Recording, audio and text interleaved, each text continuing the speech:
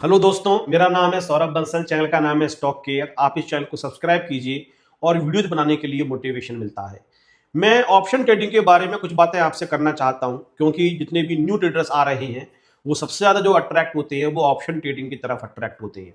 और शायद इसके पीछे रीजन ये है कि वो एक ही रीजन की वजह से यहाँ आते हैं कि यहाँ पे प्रीमियम का मैक्सिमम आपको लॉस हो सकता है और थ्योरेटिकली आपको प्रॉफिट बहुत ज़्यादा हो सकता है।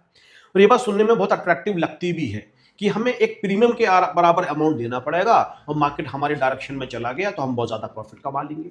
लेकिन मेरे पास बहुत सारे ऐसे मेरे जानकार भी आते हैं, वो कहते हैं कि कई बार हमारे डायरेक्शन में मार्केट गया लेकिन तब भी हम प्रॉफिट नहीं कमा पाए। ऐसा क्यों हो गया? इसके पीछे सिंपल सा रीजन है कि जब भी आप प्रीमियम पे करते हो, चाहे कॉल के लिए चाहे पुट के लिए, उसके मेनली दो हिस्से होते हैं। एक को कहा जाता है डेल्टा और एक को कहा जाता है टाइम वैल्यू।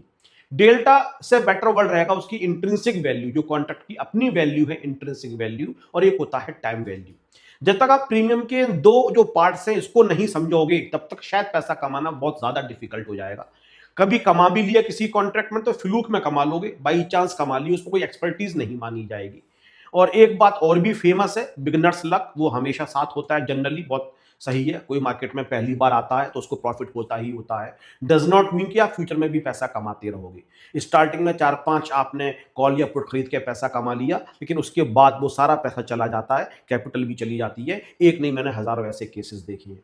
तो अगर आपको ऑप्शन ट्रेडिंग करनी है तो बेसिक बात तो समझनी पड़ेगी, और वो बेसिक बात ये है, जो आप प्रीमियम पे करते हो उसके दो हिस्से होते हैं। एक तो इंट्रिंसिक वैल्यू होती है और एक टाइम वैल्यू होती है।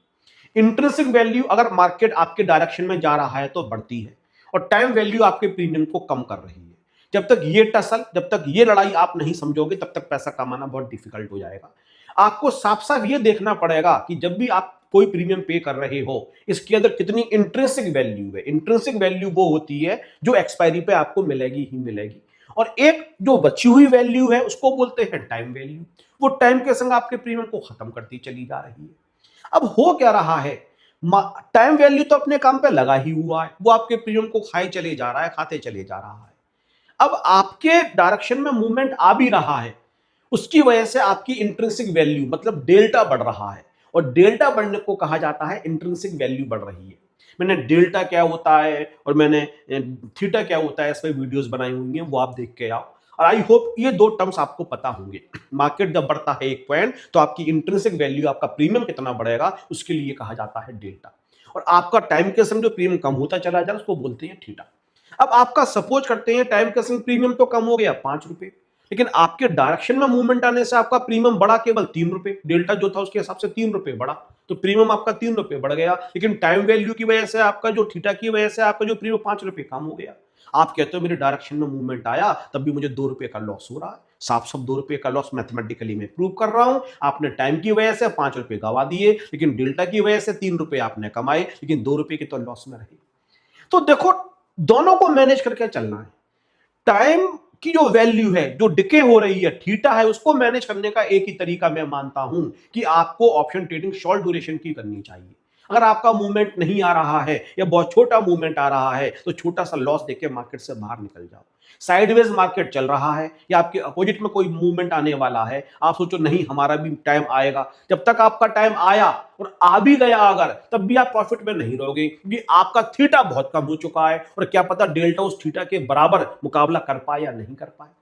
तो मैंने बहुत स्टडी करने के बाद, बहुत सारे लोगों को देखने के बाद यही समझा और यही सीखा, और जिससे मुझे भी फायदा होता है कि हमेशा छोटे छोटे ट्रेड करने चाहिए ऑप्शन के अंदर थीटा को बचाने के लिए।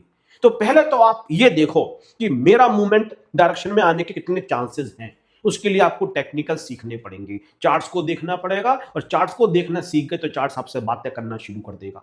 और आपको लगता है कि यार सब कुछ सही है, ट्रेंड भी है, मोमेंटम भी है, सब कुछ सही है, और जो खबरें हैं वो भी ये बता रही हैं कि ये स्टॉक ऊपर की तरफ जाएगा तो आप कॉल ले सकते हो, और नीचे की तरफ जाएगा तो आप पुट ले सकते हो।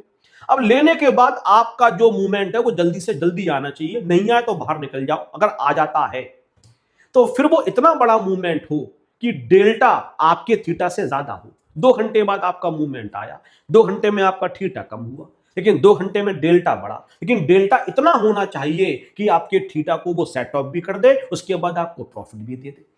अब सपोज करते हैं थीटा आपका 0.5 है, गलत बोल गया मैं, आप सपोज करते हैं डेल्टा आपका 0.5 है। 0.5 डेल्टा का मतलब हो गया अगर मार्केट आपके डायरेक्शन में 1 पॉइंट जाता है तो आपका प्रीमियम 50 पैसे से बढ़ेगा। अब सपोज करते हैं आपको ऐसा लगता है कि थीटा मेरा 5 रुपए कम होगा, थीटा 5 रुपए कम होगा, तो आपकी डायरेक्शन में मार्केट कम से कम 10 पॉइंट बढ़े। 10 पॉइंट बढ़ेगा तो 0.5 के हिसाब से 5 रुपए आपका प्रीमियम बढ़ेगा और 10 पॉइंट बढ़ने के बाद आप ब्रेक इवन पॉइंट पे आ जाओगे। तो थीटा आपका 5 रुपए कम हो रहा है, डेल्टा की वजह से आपका प्रीमियम 5 रुपए बढ़ गया और उसके ऊपर जो भी बढ़ेगा वो आपका प्रॉफिट होता चला जाएगा। तो ये बात जब तक आपको समझ में नहीं आएगी कि अगर थीटा को मैनेज करने का तरीका शॉर्ट टर्म के लिए ट्रेड कर, जैसे कि थीटा बहुत ज्यादा डिके नहीं हो और मूवमेंट नहीं आ रहा है तो हम उस ट्रेड से एग्जिट कर जाएं, बाद में दोबारा भले ही एंटर कर लें बट फॉर द टाइमिंग उससे बाहर निकल जाएं। और जब आपका मूवमेंट आए तो मूवमेंट इतना बड़ा होना चाहिए कि सबसे पहले जो अभी तक थीटा लग चुका है उसको वो सेट ऑफ करे, उसके बाद जो भी आप कमाओगे वो आपका प्रॉफिट होगा, तभी इस मार्केट से आप पैसा कमा सकते हो।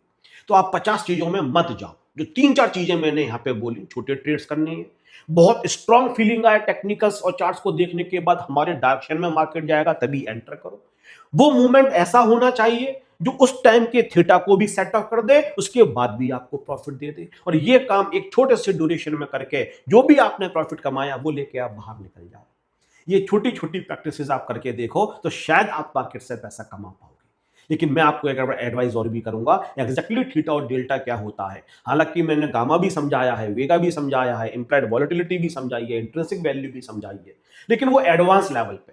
इनिशियली केवल आप दो चीजें समझ लो, डेल्टा और थीटा, और इनको मैनेज करना सीख गए तो आप 70-80% ऑप्शन ट्रेडिंग करना सीख गए। ऐसी बहुत मजेदार वीडियोस और नॉलेजेबल वीडियोस में लाता रहूंगा, लेकिन मेरी एक ही गुजारिश आपसे है, चैनल को आपको सब्सक्राइब करना है सो दैट मैं ज्यादा से ज्यादा वीडियोस आपके लिए ला सकूं। Have a nice day. Thank you very much.